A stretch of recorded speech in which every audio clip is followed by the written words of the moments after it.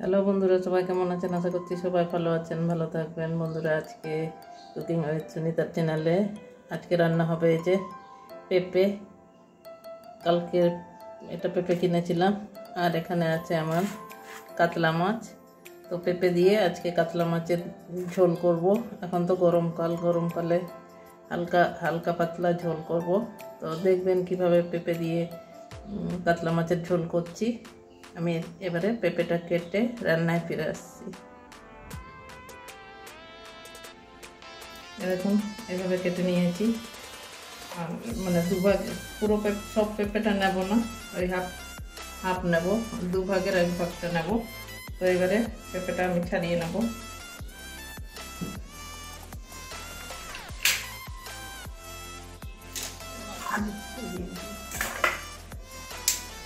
পেঁপেটা ছুলনি দিয়ে ছুলে নেব।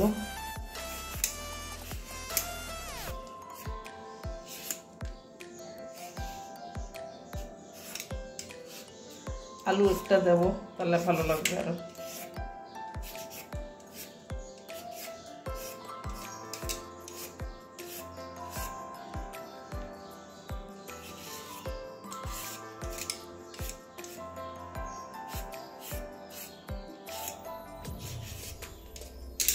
এবারে কেটে নেব।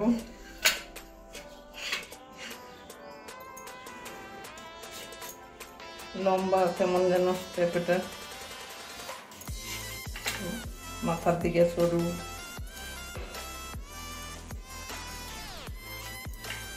এই যে এভাবে পেঁপেগুলো কেটে নেব।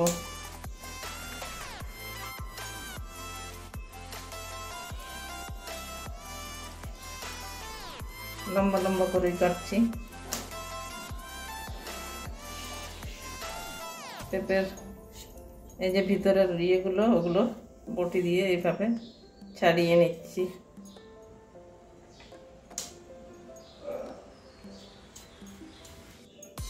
এই যে এভাবে সব, এই যে মাঝখানের ওই বীজের ইয়েগুলো, চকলাগুলো বীজ যেদিকে থাকে ওগুলো সব ছাড়িয়ে নিচ্ছি।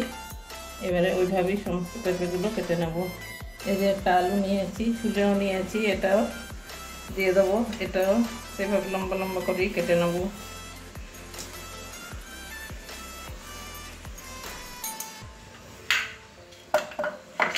এই যে সবজিগুলো আমার কাটা হয়ে গেছে। এবারে গ্যাসটা জ্বালিয়ে নিচ্ছি।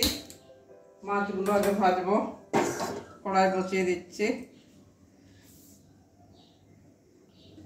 কড়াই গরম হয়ে গেছে, তেল ঢেলে নিচ্ছি।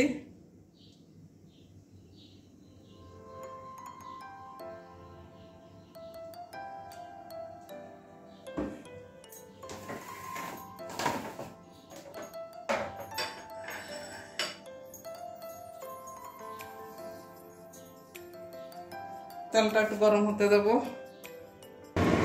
তেল গরম হয়ে গেছে, এবারে মাছগুলো ভেজে নেবো।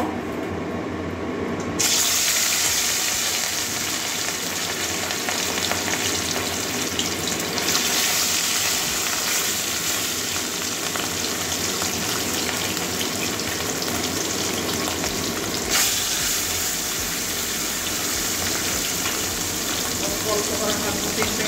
5 পিস মাছ আছে আমার, 3 পিস ভেজে নিচ্ছি। সবগুলো একসঙ্গে দিতে লেগে যাবে। দিতেও দিচ্ছি।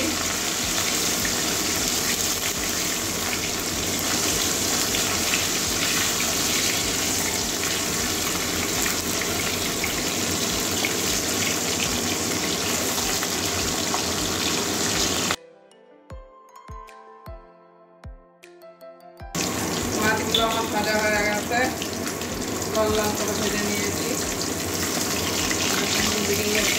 দুদিকেই লাল লাল করে ভেজেছি। এবারে মাছগুলো তুলে নেব।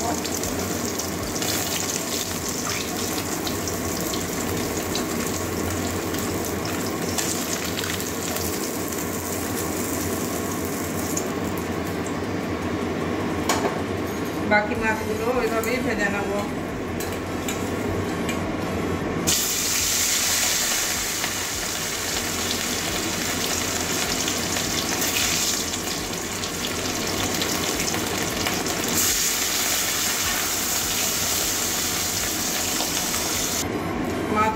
ভাজা হয়ে গেছে আমার। ফোড়নে গোটা জিরে দিয়ে দিচ্ছি।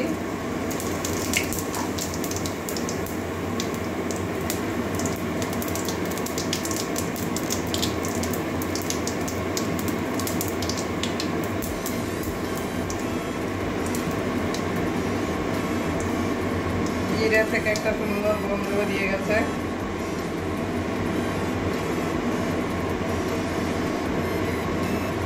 এবারে রসুন থেতো করে নিয়েছি কয়েকটা ছোটো ছোটো রেখে, তিনটে মতো। রসুনের গন্ধটা খুব ভালো লাগে, যে এখন যদি জিরে আর রসুনের গন্ধটা খুব সুন্দর গন্ধ বেরিয়েছে।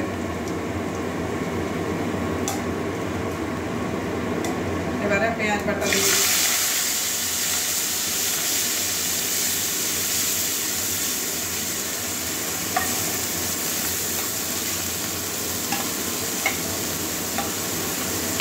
আরেকটা জিনিস দেখাতে আপনাদের ভুলে গেছি বন্ধুরা, পেঁপেটা আমি কেটে নুন জলের মধ্যে ভিজিয়ে রেখে দিয়েছিলাম, তাহলে একটা পেঁপের যে কষ বেরোয় আর গন্ধ থাকে ওটাও কেটে যায়, ওই জন্য আমি নুন জলে ভিজিয়ে রেখে দিয়েছিলাম। দেখাচ্ছি, এখন কেটে আমি নুন জলের মধ্যে ভিজিয়ে রেখে দিয়েছি, তাহলে ওই গন্ধ, যে পেঁপের একটা গন্ধ থাকে সেটা কেটে যায়। পেঁয়াজ ভাজা হয়ে গেছে, এবারে আদা রসুনের পেস্ট।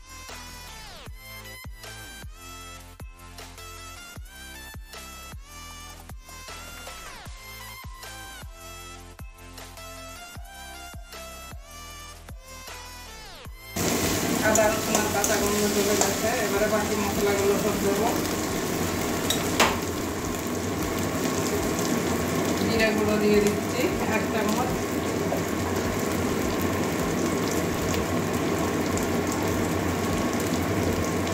ধনে গুঁড়ো 1 চামচ, হলুদের গুঁড়ো 1 চামচ, কালারের জন্য কাশ্মীরি লাল লঙ্কার গুঁড়ো দিয়ে দিচ্ছি 1 চামচ,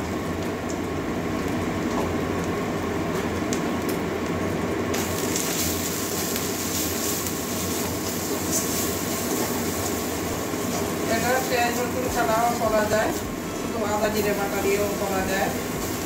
গরমকালে যত পাতলা পাতলা ঝোল করে খাবে ততই ভালো।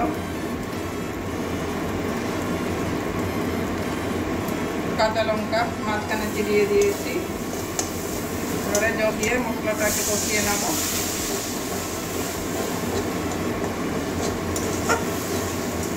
মশলা থেকে তেল ছাড়া অবধি অপেক্ষা করব। মশলা কষানো হয়ে গেছে, যে মশলা থেকে তেল ছেড়েছে, এবারে ধুয়ে রাখা আলু আর পেঁপেটা দিয়ে দেবো।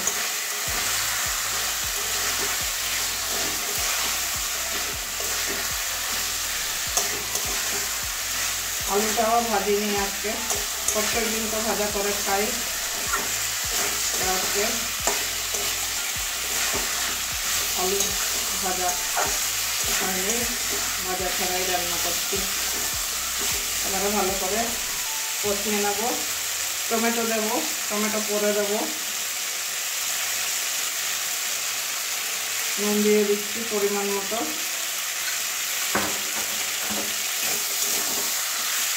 2 মিনিট ভালো করে কষিয়ে নেব।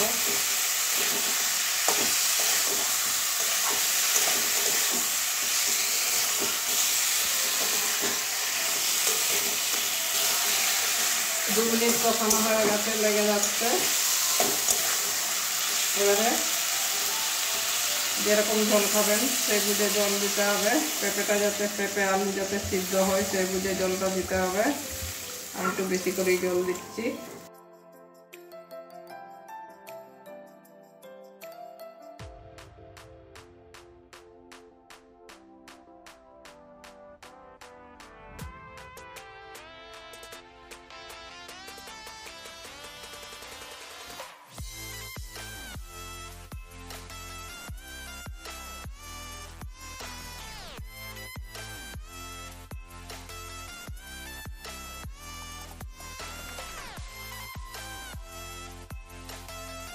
বন্ধুরা এবারে ঢাকনাটা আবার খুলছি। আমার আলু আর পেঁপেটা সিদ্ধ হয়ে গেছে মনে হয়, মাঝখানে যদিও নাড়িয়ে দিয়েছিলাম। দেখুন একদম সিদ্ধ হয়ে গেছে। এবারে টমেটো এরকমভাবে কেটেছি দিয়ে দেবো। টমেটোটা একটু গোটা গোটা থাকবে, সিদ্ধটা হবে শুধু।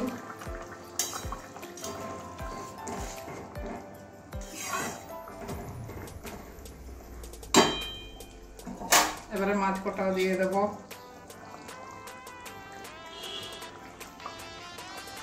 গরমকালে এরকম রান্না করে একদিন খেয়ে দেখবেন, খেতে কিন্তু খুবই ভালো লাগে।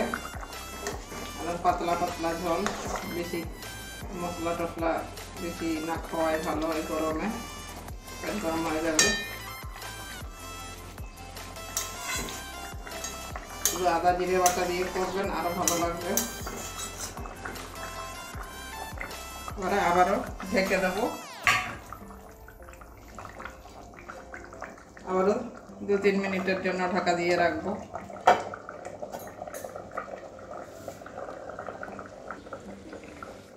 এবারে আবারও ঢাকনা খুলছি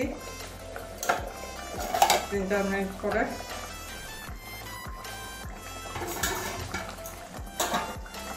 টমেটো সিদ্ধ হয়ে গেছে।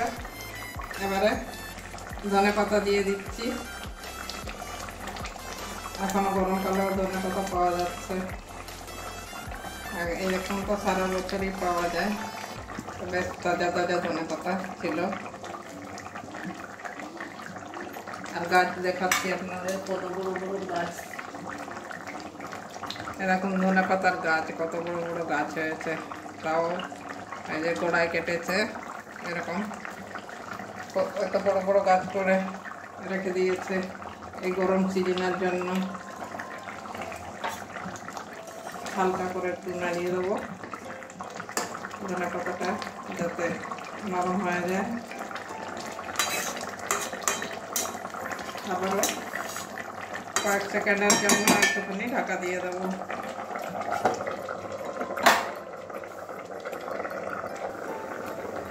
এবারে আবারও চলে এসেছি, ঢাকনাটা খুলে নামিয়ে নেবো তরকারিটা। এবারে ধনে পাতা বেশ নরম হয়ে গেছে, ধনে পাতার কালারটা চেঞ্জ হয়ে গেছে। আর ফোটানো যাবে না, আবার ফোটালে ঝোলটা কমে যাবে। ভাত দিয়ে খেতে গেলে একটু ঝোল লাগে। এই যে পেঁপেগুলো একদম নরম হয়ে গেছে, দেখুন একদম গলে গেছে, মানে নরম তুলতুলে হয়ে গেছে। টমেটো এই যে একদম নরম হয়ে গেছে।